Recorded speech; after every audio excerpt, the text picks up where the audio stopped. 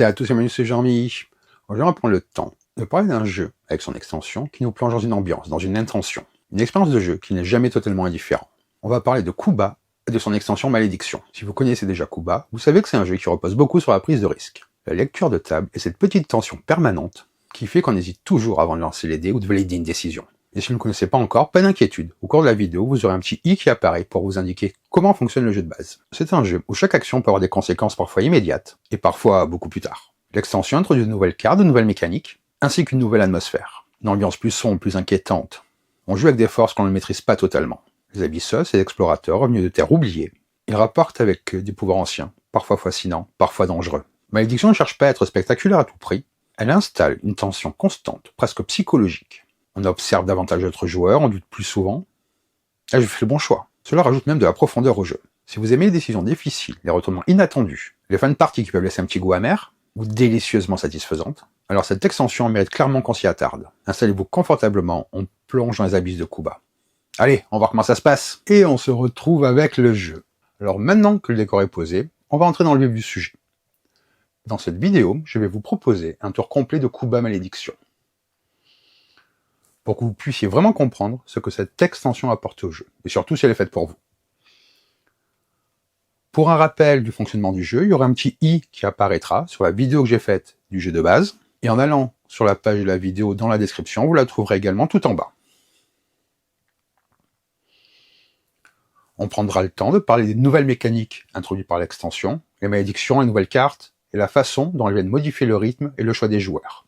On verra aussi comment ces ajouts transforment les parties, ce qu'ils apportent en termes de tension, de stratégie et de sensations autour de la table.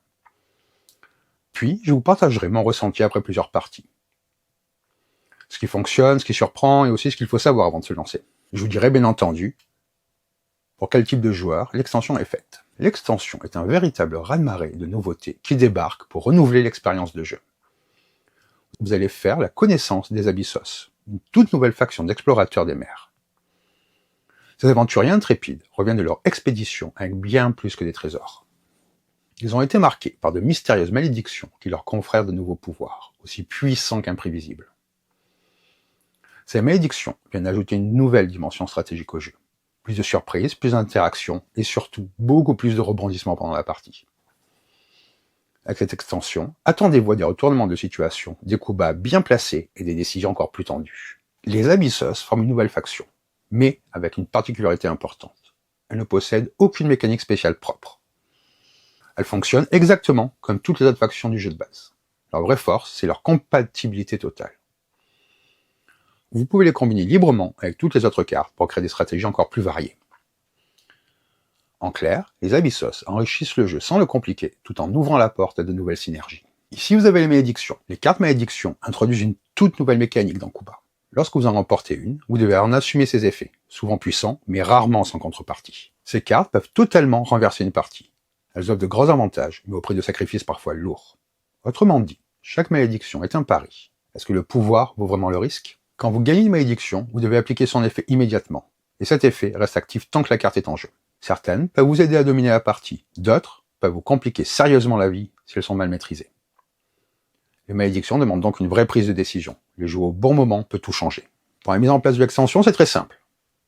Vous prenez toutes les cartes de l'extension et vous les mélangez directement avec celles du jeu de base. Une fois les paquets mélangés, vous préparez la partie exactement comme d'habitude. Aucune règle générale ne change. Les nouvelles cartes s'intègrent naturellement au jeu. Certaines cartes ont des effets spécifiques. Là, ce qu'on va faire maintenant, on va faire le tour de nouvelles cartes qu'apporte l'extension. Ici, nous avons le Kraken.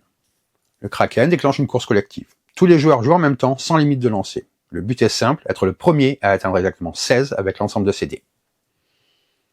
Le dernier joueur à y parvenir remporte un coup bas. Vous pouvez utiliser les pouvoirs de la courtisane et de la magicienne, ou de la poulpomorphe, si elle est active sur la table. Ici, nous avons la capitaine. Avec elle, vous pouvez échanger votre position avec celle d'un adversaire. C'est une carte parfaite pour retourner complètement la situation et surprendre vos opposants. Ici, le poulpomorphe. Cette carte vous permet de copier le pouvoir de n'importe quelle carte active sur la table, sans pour autant désactiver la carte copiée. Un excellent moyen de profiter d'un effet puissant sans en priver les autres. Ici, nous avons le tourteau. Le tourteau permet un échange particulier. Vous échangez cette carte contre la première carte de la pile d'un adversaire. Attention, les deux cartes deviennent ensuite désactivées. Cela signifie que vous ne pourrez pas utiliser le pouvoir de la carte récupérée. Ici la voltigeuse. Grâce à elle, vous passez votre tour, avant ou pendant un affrontement dans l'arène. C'est très utile pour éviter une défaite et donc un coup bas.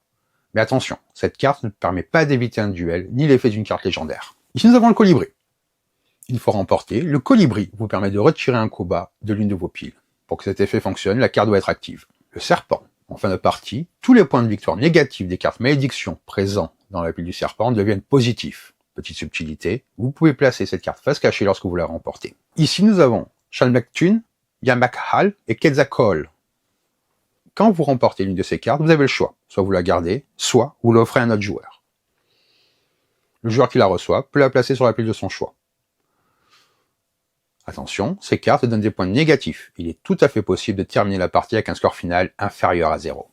Comme vous voyez, ces cartes, ce sont des choix plus risqués, des retournements constants et des parties bien plus imprévisibles. En résumé, les malédictions ajoutent du risque, du chaos et des retournements spectaculaires. Les Abyssos apportent de la variété sans alourdir les règles.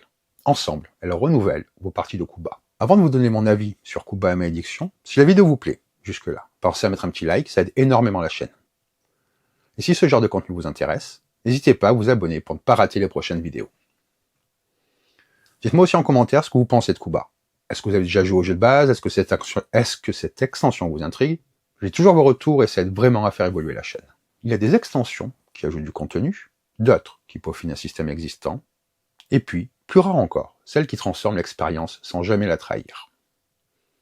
Malédiction pour Kuba appartient clairement à cette dernière catégorie.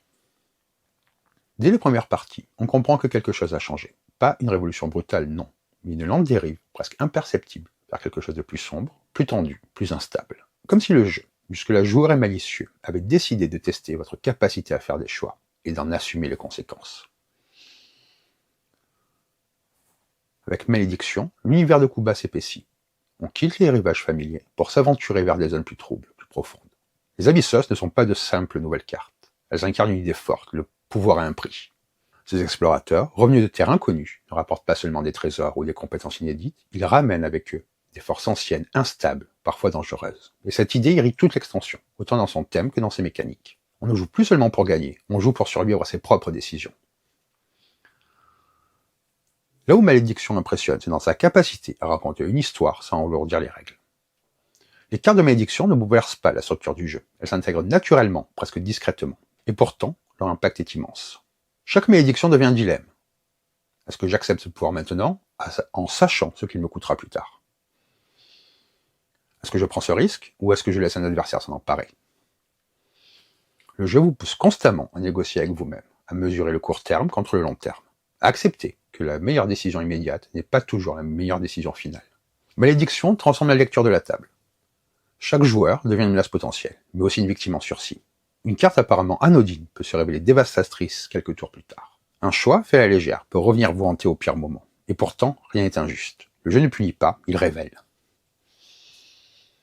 Il révèle les joueurs trop gourmands, ceux qui sous-estiment leur adversaire, ceux qui croient avoir le contrôle, alors qu'ils sont déjà pris dans l'engrenage. Les cartes Abyssos sont très bien designées. Sur le papier, elles n'ont rien de spécial. Elles fonctionnent comme toutes les autres factions du jeu. Pas de règles supplémentaires, pas d'exceptions complexes.